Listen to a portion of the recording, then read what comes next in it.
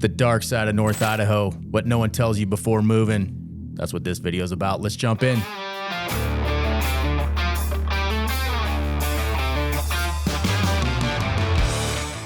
Hey, if this is your first time to the channel, hit that subscribe button, tap the notifications bell so you can stay up to date on all of our latest content. Our real estate team gets calls, texts, and emails every single day from people just like you trying to learn more about North Idaho. So if you're looking to move right now or 12 months from now, give us a call, text, or email. Let's get that move going. All right. First thing we want to talk about up here in North Idaho is crime and safety. With every community, there's going to be an aspect of crime that exists, and North Idaho is not free from that. So we absolutely have crime in this area. A lot of people, label North Idaho as very low crime. We obviously just did that statistic that people went nuts about, the fact that Idaho is the second lowest crime rate per capita for any state, with Washington being number 3 as the highest. Yes, that is just a statistic that we pulled offline. We didn't make it up.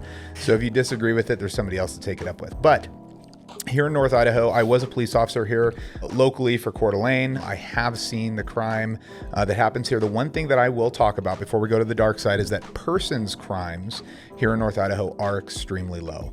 We still do have a good amount of theft. We do have drugs in the area. There are things to make sure that you're aware of. One of the biggest things about this area, if you're talking about crime, is understand that most people up here are armed. Most people up here carry weapons. They carry these bags. My phone's going off. I told him I was gonna happen. I know. I'm sorry. But a lot of people up here are armed. This is a Second Amendment state. It's a right to carry state. And for that reason alone, people understand that there can be hefty consequences should they try to break into your home or make an advance on you. So one thing that I will say about complacency too, and is females. So a lot of people feel very comfortable up here. There's not a lot of persons crimes. You don't see the statistics that support, purse grabs and women being hurt and attacked. However, that does not mean that you should be on your heels and not be prepared for something like that in any situation. Not everybody from here is nice. Not everybody from here is a good person. It's just like any other community. But yes, crime rates are a lot lower, but we do still have a good amount of crime. So by crimes against person, you mean homicide, sexual assault, violent, correct, felonious assault against your person is lower. Do you think, having been a cop here, the property crime, is that committed by local people, or are we getting spillover from over the Washington border? I would love to blame it on Washington, honestly. I really would, but I don't think. I think that there is a good amount of crime from just people from out of state that do come here and visit. People don't take care of our community as well as we do. So it's just like anything else, right? I mean, you probably don't take care of a hotel room as well as you do your house. Correct. So I do think there is crime that comes in from other states, but I'd hate to blame it all on Washington. I think we do have quite a few people here that, there's a bike sitting there and it looks free and somebody runs with it. So we do have a decent amount of theft, and like anything, those are usually concentrated in areas that are higher density, like downtown, certain areas in Coeur d'Alene, Post Falls, where you have a lot of people, a lot of opportunities. I think that's really where you find it. Yeah, so you can leave your door unlocked, your car door unlocked, but we don't recommend it. You're less likely to get your car jacked here for sure, but obviously never a good practice. So, be smart. Make good choices and you'll probably be fine. And another thing to consider too, and this is another dark side of North Idaho, is the fact that because we're so rural in some areas, response times can be quite a while. Different than in places in Southern California and heavy urban areas in Washington. Maybe you have, a ton of cops, but the reason you're delayed is because they're busy.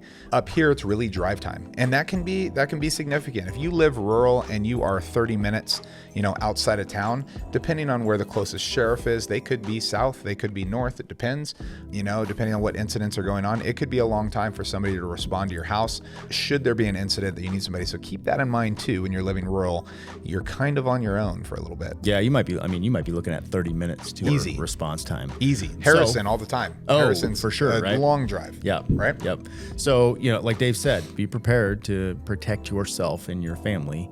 And, cops are awesome. We love them, but don't be so reliant on them as you might be in other places. All right, next up, dark side of North Idaho. No one's telling you about drugs. Drugs are bad. Kids, they're here, so they're everywhere. You can't get away from it, unfortunately. They're anywhere you go in the United States, you will find drugs. There is a seedy underbelly to every town out there. North Idaho is going to be better than most, depending on where you're coming from, but it is here. Our other partner, Eric, was the a sergeant for the Opiate Task Force here at Coeur d'Alene PD. So if there's a task force, that usually means there's a problem. So they're out there, and there's ways to protect yourself, protect your kids, but it's something to be aware of that they are in our community, and how prevalent they are. I don't know. You worked up here. What do you think? Yeah, and I dealt with a lot of fentanyl overdoses and things like that. We would always say that we know when a bad batch made it to town because we'd have 3 or 4 overdoses in a couple days. I've seen young people lose their life to fentanyl. It's very frustrating to know that is in our community. To kind of piggyback off you saying, like, when there's a task force, there is a problem. I will say this: North Idaho got labeled the drunkest city in North Idaho. Okay, Coeur d'Alene. Yeah. Sorry, Coeur d'Alene got labeled the drunkest city in North Idaho. Where they get that from is from statistics. We have more DUIs up here than anywhere else in the country, or anywhere else in the state, sorry. But that is actually due to proactive policing and not necessarily that there is a problem. One of our sergeants over at Coeur d'Alene put together a DUI task force, worked with Idaho State Patrol and other local agencies, and they're very active. I think it was 3 years ago was the first time that they had a statistic that no lives were lost in a DUI-related crash between Labor Day and Memorial Day. Awesome. That's phenomenal. So really, even the Opiate Task Force, it doesn't have to be a big problem up here. Our law enforcement, police chiefs, sheriff, they're very, very proactive at getting things under control quickly. So I wouldn't say that opiates is an epidemic up here, but the fact that it exists is a reason for our PD to go out and put the effort towards making sure that we stop it right there. The other thing I was going to say about fentanyl is the reason it has been so prevalent too, or we have done a lot of drug stops and traffic stops and found a lot of stuff downtown right off of the freeway, is because Coeur d'Alene is a natural stop for anybody that's trafficking drugs from here across, usually to Minnesota and those types of areas. So on the 90 freeway, when you get to Coeur d'Alene, if you picture it on a map, you'll notice that if you're driving from Washington all the way to Coeur d'Alene, this is kind of the last real stop where you have all of your food, your gas, your resources before you go through the mountains and all the way through Montana. So this is a great natural stop for people to fuel up, sleep for the night, grab food, and for that reason as well, we get a lot of things that get trafficked through this area. Drug dealers got to eat too. Yep. Yeah.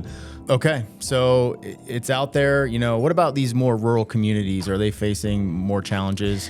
I think I would honestly say no. I don't have the statistics to back that up. It's just my opinion. But I do see that, the more people, the more problems. I've rarely driven through a very small town and been like, man, this place is plagued with drugs, and crime. The less people you have, the less of these issues you're going to have. So I don't see it being extremely prevalent in the outlying areas. I see it being something that is typically isolated to urban areas. It does make it out, sure, but I think that's the majority. And what about now spillover from Spokane, right? Spokane is 30 miles away from Coeur d'Alene. Yeah. The Spokane zombies are a very real thing. The guys, they're sleeping standing up, right? That's fentanyl. Are we getting spillover from that, right? It's so prevalent right there. Washington gives out free needles. They do all the things to provide for these people, which, obviously we disagree with. But I'm going to say, as a cop up here, I would say that I never saw anything that was spillover from Washington. I've found a needle on the ground up here before, used, hypodermic needles. I found, somebody has ditched out some, anything that indicates usage of fentanyl or drugs or anything else like that. And basically, I don't think there's that much, because I think that it's so free across the border. It's a risk to bring it across the border here. Cops up here, you can be arrested and taken to jail for just marijuana. It's criminalized. Does that actually happen? All the time. Yeah. All the time. And it's a very, very hard stance in law enforcement. People disagree with it and they say, that's bull crap, it's marijuana. Well, it doesn't matter. If you don't like it, go vote against it. But you'll notice a majority of the people out here do not want marijuana to be decriminalized in the state. And it allows our law enforcement a lot of pull to be able to enforce the law, be able to stop criminals. And typically, I'd say at least half of the stops that I made for people that had marijuana, that was my indicator, right? Yeah. My probable cause to search that vehicle, I found meth, fentanyl, heroin, something else. So when they said it was a gateway drug back when we were kids in our youth. Maybe. They were right. Maybe. They were right. The next dark side of North Idaho, some people see as a positive, but the truth is we want to have a welcoming place, and that is social tensions. So North Idaho is very like-minded. So when you get people that love the beauty of North Idaho and they decide that they're going to call this place home, and for instance, if they are very left-leaning or very democratic or, live an alternative lifestyle, they can feel very isolated up here. Now, I will tell you that, I have friends that live alternative lifestyles. My mom is extremely liberal. I have other friends that are, and I've never felt like I had a desire to not welcome them or not embrace them or not include them in anything I do. I'm okay with people with different political views and everything else, but it can be a dark side of North Idaho. You don't see Biden trains running around. You see Trump trains. I can imagine if I were to move to somewhere like Seattle or LA and I was seeing Biden-Harris signs everywhere and all this other stuff that was opposite, I would feel somewhat isolated and a little bit shut down. I wouldn't feel very welcome, and I wouldn't feel very comfortable, pitching my point of views. There's absolutely people up here that are a little, I would say, overly aggressive with their politics, right? I don't think there's a good side to being extreme on one side or the other, but I think that's probably one of the dark sides of North Idaho is that you do have a lot of social tension for people that may not feel welcomed in this area. Now, I know some of you might be cheering and be like, fine, don't move here. And I get that, but at the same time, that's never been my heart. That's never been a lot of people's heart. I want people to be able to feel comfortable being in this area, but at the same time, I will stand my ground on what I believe. I will continue to vote the way that I believe, and I think that people have that right to do it. That's what it's all about. But I do like the fact that the majority of people are very like-minded. But I'll say more than anything, if there's a dark side, I have not seen signs of racism and everything else that people have talked about. You can reference our previous podcast with Truk, talking about how welcome she felt, and she is a Vietnamese refugee. She'll say, I look so different than everybody here, and I've never felt more welcome. And that's the type of community that I think we want to breed, but it can be a dark side for people that are not familiar with North Idaho and just looking at it from surface level. Yeah, if you are triggered by Trump flags, you may not like it here. And, you might just keep leaning so far left that you fall over the border into Washington, and that's fine. Just kidding.